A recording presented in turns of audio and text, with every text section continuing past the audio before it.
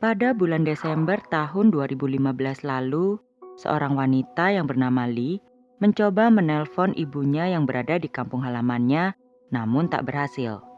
Diketahui ponsel sang ibu dalam kondisi mati. Lee merasa aneh karena tak biasanya sang ibu mematikan ponselnya. Apalagi ibunya itu sudah mengetahui kalau ia selalu memberi kabar setiap 1 kali dalam 1 minggu. Hal itu mulai rutin dilakukan semenjak Lee menikah. Namun Lee tak habis akal. Ia lalu mencoba untuk menghubungi sang ayah, namun hasilnya tetap sama. Ponsel sang ayah juga dalam kondisi mati. Di titik ini, Lee mulai merasa khawatir karena sangat jarang orang tuanya sama sekali tidak dapat dihubungi. Lee kemudian mencoba menelpon adiknya yang bernama Xiao. Xiao adalah satu-satunya saudara Lee yang masih tinggal bersama orang tuanya. Tak butuh waktu lama untuk Xiao mengangkat telepon itu. Lee langsung menanyakan kenapa ponsel orang tuanya tidak dapat dihubungi. Xiao kemudian mengatakan kalau ayah dan ibunya itu sejak 3 hari yang lalu telah pergi ke kota Tianjin untuk bekerja. Lee pun merasa ada yang aneh dengan jawaban sang adik. Hal yang membuat janggal adalah saat itu menjelang tahun baru Cina yang biasanya semua orang berbondong-bondong untuk berkumpul bersama keluarganya. Bagaimana mungkin orang tua Lee malah memilih untuk bekerja? Dan satu hal lagi yang membuat Lee penasaran. Karena Lee dan ibunya diketahui sangat dekat, tentu mereka sudah biasa untuk saling bercerita jika ada hal apapun yang terjadi kepada mereka. Sangat tidak masuk akal jika kali ini ibunya tak mengatakan apapun tentang pekerjaannya. Sang adik Xiao lalu bertanya kepada Lee apakah ia dan orang tua mereka sempat bertengkar. Lee kemudian teringat kalau beberapa waktu lalu ia memang sempat membuat orang tuanya merasa kecewa. Diketahui kala itu, Lee mengundang orang tuanya untuk berkunjung ke rumahnya. Namun tak disangka, tiba-tiba orang tua dari suaminya juga datang ke rumahnya. Karena kondisi rumah Lee yang tak begitu luas, membuat Lee mau tak mau harus membatalkan rencana kunjungan dari orang tuanya. Mungkin hal itu yang membuat orang tua Lee merasa kecewa. Tapi apakah benar masalah itu bisa membuat orang tua Lee marah sampai-sampai mereka mematikan ponselnya? Di saat yang sama, kakak tertua Lee yang bernama Zhang juga tak dapat menghubungi orang tua mereka. Zhang pun diberitahu oleh Xiao kalau orang tua mereka sedang bekerja di kota Tianjin. Saat menanyakan kenapa ponsel mereka mati, Xiao menjawab mungkin orang tua mereka takut biaya pulsa yang mahal karena jarak kota Tianjin yang jauh. Xiao kemudian mengatakan kalau kakak-kakaknya itu tak perlu khawatir karena jika terjadi apa-apa, pasti kedua orang tuanya menghubungi mereka. Mendengar penjelasan itu, membuat kedua kakak Xiao merasa tenang. Namun rasa tenang itu tak bertahan lama. Di bulan Januari tahun 2016, saat perayaan festival musim semi, baik Zhang, Li, dan juga Xiao masih tak kunjung mendapat kabar apapun dari orang tua mereka. Di sini orang-orang terdekat dari keluarga Li mulai merasa khawatir. Orang tua Li benar-benar seperti hilang bak ditelan bumi. Tak ada orang yang melihatnya pulang. Saat itu keluarga besar Li mengkhawatirkan kalau kemungkinan terburuk adalah orang tuanya terjebak bisnis MLM. Namun Xiao tiba-tiba mengatakan kalau beberapa waktu yang lalu ia sempat dihubungi oleh kedua orang tuanya. Mereka mengatakan kalau terjadi masalah di tempat orang tua mereka bekerja.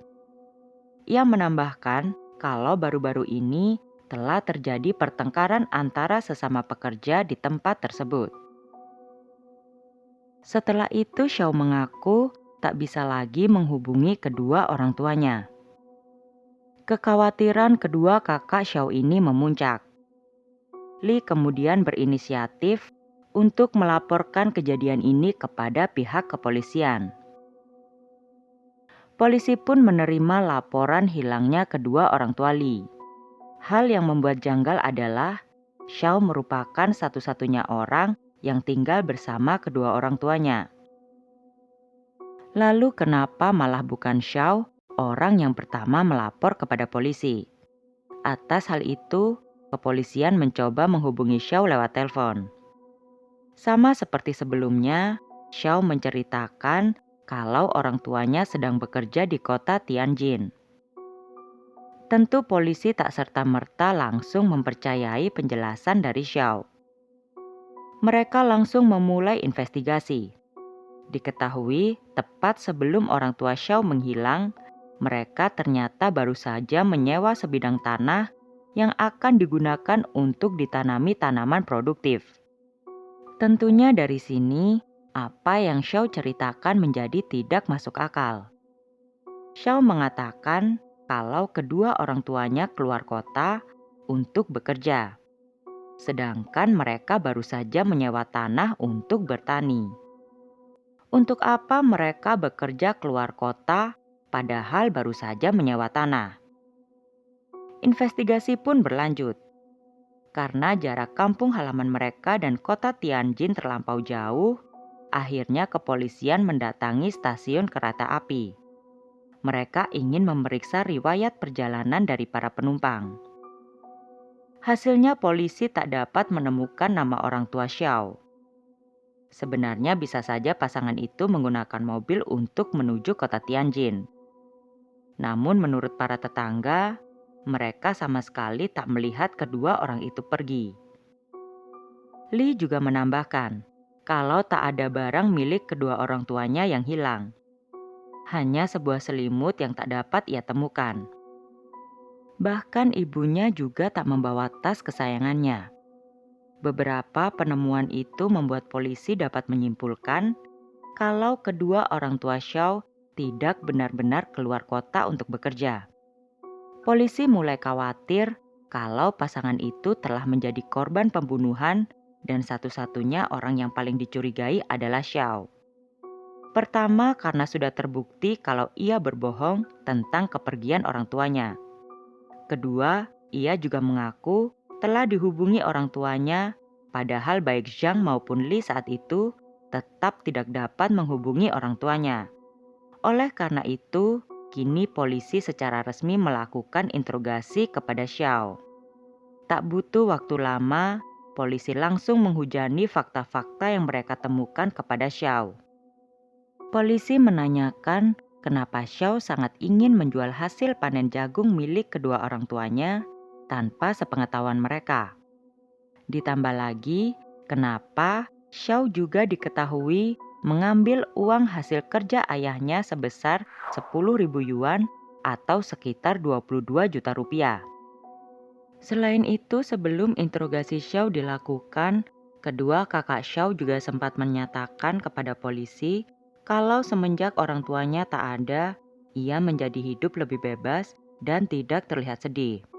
Semua pertanyaan dan pernyataan yang dikeluarkan polisi alhasil membuat Xiao pun langsung terdiam. Ia tahu kalau saat itu tak ada lagi yang bisa ia sembunyikan.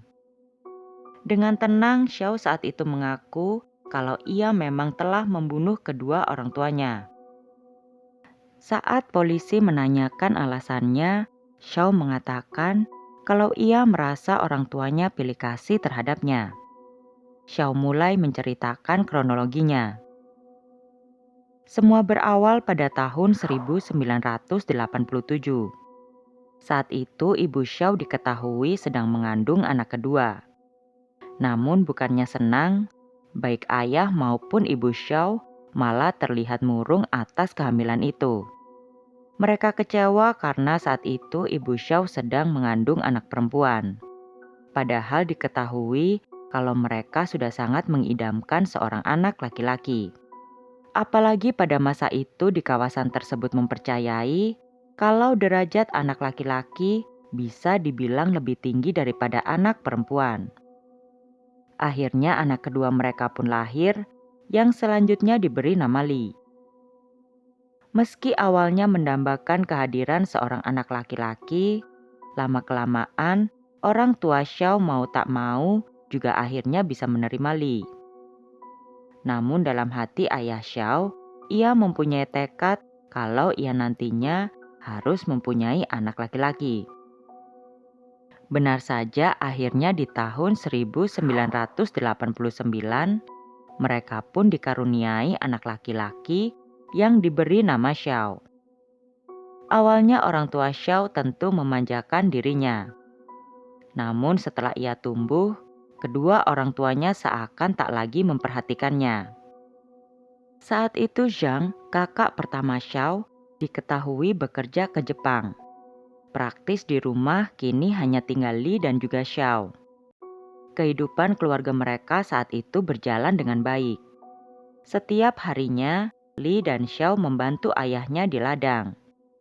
Sampai akhirnya beberapa bulan kemudian, Li pun dipersunting oleh seorang pria dan meninggalkan rumah. Kini hanya tinggal Xiao seorang yang berada di rumah bersama kedua orang tuanya. Xiao sendiri diketahui merupakan anak yang penurut dan juga pekerja keras. Di umurnya yang ke-25 tahun, Xiao sempat bekerja di sebuah bengkel sebagai mekanik mobil. Namun tak lama kemudian ia mengalami kecelakaan kerja dan memutuskan untuk berhenti dari pekerjaannya. Xiao lalu kembali pulang ke rumah orang tuanya dan membantu ayahnya di ladang. Kondisi itu berlangsung hingga kurang lebih sekitar 1 tahun lamanya. Xiao yang awalnya penurut dan pekerja keras, kini berubah menjadi seorang pemalas. Tentu hal itu membuat kedua orang tua merasa kecewa. Mereka terus menanyakan kapan Xiao akan kembali bekerja. Namun jawaban Xiao selalu tidak jelas. Berbeda dengan Xiao, sikap orang tua Xiao sangat baik ketika Li sedang berkunjung ke rumah mereka. Bahkan di satu waktu, ia sempat melihat ibunya memberi sejumlah uang kepada Li. Hal itu membuat Xiao pun merasa iri. Bagaimana ibunya bisa dengan mudah memberikan uang kepada Li, padahal mereka hampir tak pernah memberi uang kepada Xiao. Karena tak tahan lagi, akhirnya Xiao mencoba menanyakan hal tersebut kepada ibunya. Ibunya menjawab kalau uang yang ia berikan kepada Li adalah uang Li sendiri yang beberapa waktu lalu ia pinjam. Namun Xiao tidak puas dengan jawaban ibunya dan mencoba menanyakan kebenarannya langsung kepada Li. Li kemudian menjelaskan kalau alasan sang ibu memberinya uang adalah karena Xiao kerap meminjam uang kepada Li. Menurut ibunya, tidak seharusnya anak laki-laki meminjam uang kepada anak perempuannya. Alasan itu nyatanya malah membuat Xiao kecewa. Menurut Xiao, untuk apa ibunya harus repot-repot mengembalikan uang yang ia pinjam kepada Li? Toh nantinya Xiao juga pasti akan membayar hutangnya itu. Rasa iri Xiao kepada kakaknya tak berhenti sampai di situ. Di satu waktu saat libur sekolah, Li diketahui kerap mengunjungi rumah orang tuanya dengan membawa sang cucu. Xiao iri melihat ibunya selalu menyiapkan banyak makanan enak untuk menyambut kedatangan kakaknya itu. Belum lagi saat sang ayah membawa cucunya yang baru berusia 3 tahun itu untuk belanja ke minimarket. Ia selalu memberikan banyak jajanan. Sedangkan untuk Xiao, kedua orang tuanya malah berhemat. Tak mau kalah, Xiao kembali menanyakan alasan ayahnya selalu membelikan cucunya makanan. Dengan lantang sang ayah langsung menjawab, "Aku adalah kepala rumah tangga ini. Aku juga masih menanggung apa yang kamu makan dan minum. Jadi jangan pernah protes apapun kepadaku." Jawaban itu sontak membuat Xiao terdiam. Namun dalam diamnya, Xiao menyimpan emosinya.